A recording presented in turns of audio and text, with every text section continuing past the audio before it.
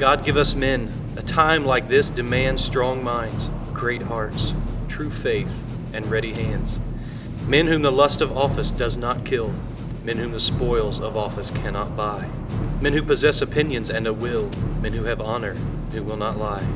Men who can stand before a demagogue and condemn his treacherous flatteries without winking. Tall men, sun-crowned, who live above the fog in public duty and in private thinking.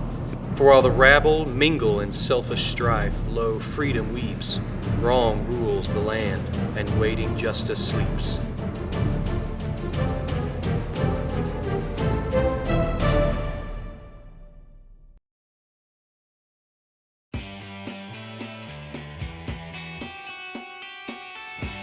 The idea, the passion to begin Young Guns came years back when honestly, as we talked about the guys we saw coming through camp, we saw boys growing up to be older boys throughout our society and culture in general in America.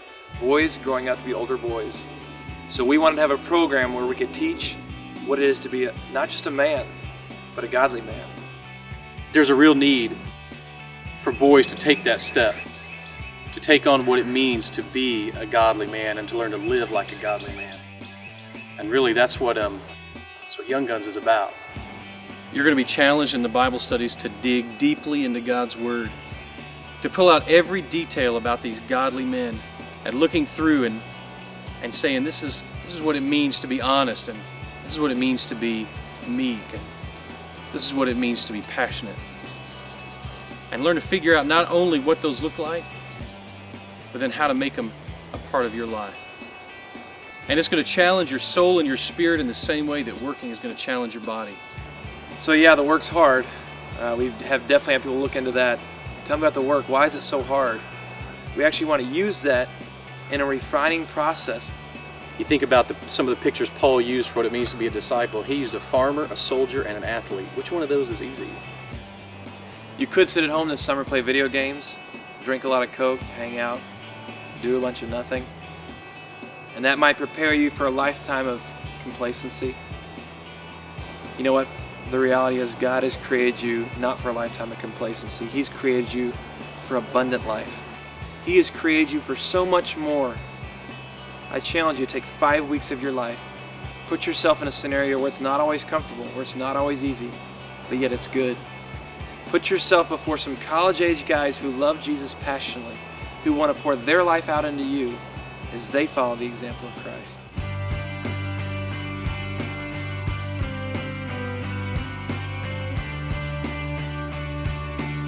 The Young Gun program is definitely not what you think it is. I thought it would be, physical labor, some good bonding time, but it was so much more than just that. I mean, learning to trust your brothers, learning to trust your leaders, and most of all, just being teachable. The Bible studies are amazing. Actually taking some of these guys from the Old Testament that you're like, oh, these are just cool stories, and you take and you learn from them and you apply it to your life. And you got to be able to defend everything that you say. You can't just come in there with some broad Sunday school answer. It's got to be to the point. You know what you're saying, and you got to be able to defend it. It's so cool that it's not Sunday school anymore. This is not your Sunday school Bible study. It's essential that you form a brotherhood with those that you're working with. They push you to work harder, to study more, to grow. It really teaches you a lot, and I think it really prepares you for college. And I think this program tries to teach us what true brotherhood is and how to rely on other men of God. At the end of the week, you've grown closer with your brothers, you've grown closer with God, you've learned how to become a man. When a guy leaves this program, I hope to hear from him, that was tough. It was really tough, but it was good. That they're a year down the road and they say, you know what, life's tough, but I have these brothers that I came together with through the Young Guns program that are now lifelong friends.